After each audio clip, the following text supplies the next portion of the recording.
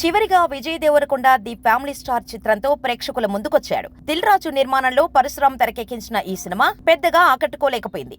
Box office వద్ద ఆశించిన స్థాయిలో వసూళ్లను రాబట్టలేక ఫైనల్ గా ఫ్లాప్ గా నిలిచింది.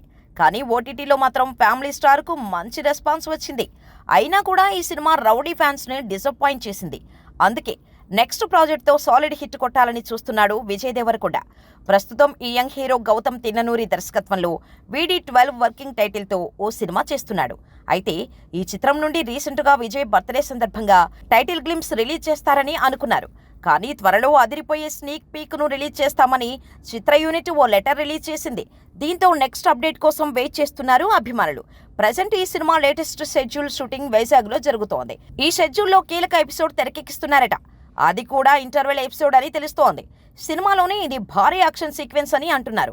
Vijay career best interval bang అవుతుందని సమాచారం. సితారా ఎంటర్టైన్మెంట్స్ మరియు ఫార్చ్యూన్ 4 సినిమాస్ బ్యానర్లపై భారీ బడ్జెట్తో ఈ సినిమా తెరకెక్కుతోంది. అయితే ఈ స్పై థ్రిల్లర్లో హీరోయిన్ ఎవరనే విషయంలో మాత్రం క్లారిటీ లేదు. కానీ భాగ్యశ్రీ బోర్సే హీరోయిన్గా నటిస్తుందని ప్రచారం జరుగుతోంది. అనిరుద్ సంగీతం అందిస్తున్న ఈ చిత్రాన్ని వచ్చే ఏడాదిలో రిలీజ్కు ప్లాన్ చేస్తున్నారు.